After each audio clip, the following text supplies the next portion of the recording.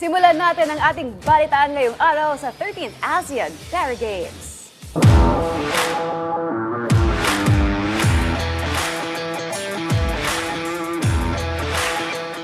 Nilangoy ng mga Filipino para swimmers na sina Gary Behino, Ernie Gawilan at Angel Autumn ang triple golden victory sa 13th ASEAN Para Games sa Thailand. Ang kabuang detalye alamin sa report ni teammate JB Junio.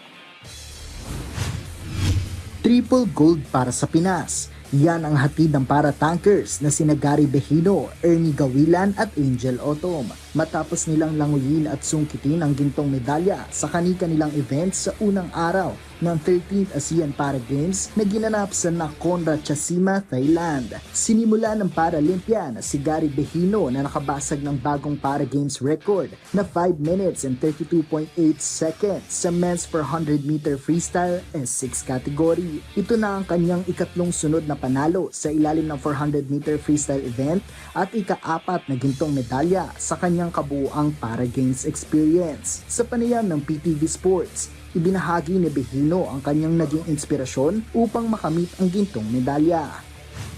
Medyo nagpapalakas sa akin yung anak ko kasi birthday ng anak ko ngayon eh. Yun.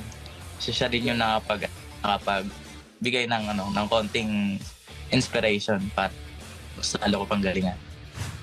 Nagpamalas din ng husay ang Paralympian at veteran para swimmer na si Ernie Gawilan matapos nitong makuha ang ikalawang ginto ng Pilipinas at mula sa National Para Swimming Team. Nakamit ni Gawilan ang gold medal sa men's 400-meter freestyle sa ilalim ng 5 minutes and 2.39 seconds sa S7 category. Para kay Gawilan, hinuhugot niya ang lakas ng loob at kumpiyansa na manalo dahil sa kanyang upcoming baby.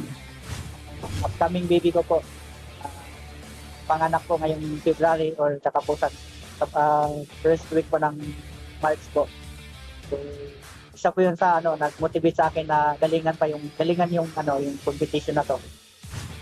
Nagpakitang gilas din ng Paralympian na si Angel Autumn nang maiuwi ang ikatlong ginto para sa bansa sa women's 15-meter backstroke sa record na 47.29 seconds sa S4, S5 category. Aminado sina Autumn, Gawilan at Behino na isa sa mga naging challenge para sa kanila ay ang mataas na temperatura ng tubig. So, nakakapanibago po yung lamig nga ng pool namin kasi hindi siya ganun katulad sa ultra. Sobrang lamig. Hindi siya yung para hindi siya yung normal na lamig ng swimming pool. Ating malamig talaga siya. Parang naka-ice water yung tubig. So, malaking tulong yun na kami doon. Early kami napunta para magamay namin yung temperature ng tubig. So, ngayon, tawa ng Diyos, parang sinisipon lang kami dahil sa lamig, pero kaya naman.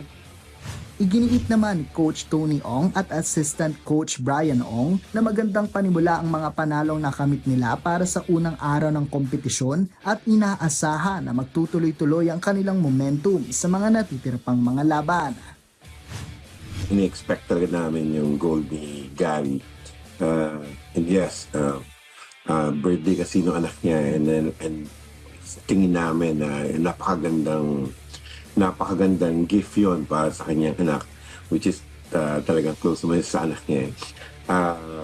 So, yung kay Ernie, yes, ganun din. Gusto namin yung start na yon. And of course, we're expecting that from Angel as well. Nakaka-boost talaga ng moral yung start ni Gary kanina. Very happy kami dun sa naging performance and proud kami.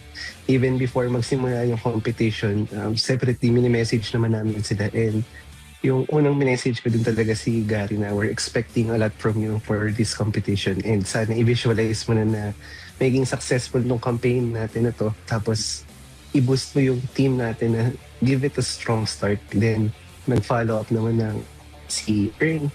And nakita din naman natin yung performance ni Angel. Sa pagpapatuloy ng Regional Para Games, inaasahang magdadala pa ng mas maraming medalya ang Philippine Para Swimming Team para sa bansa. JB Junio para sa Atletang Pilipino, para sa Bagong Pilipinas.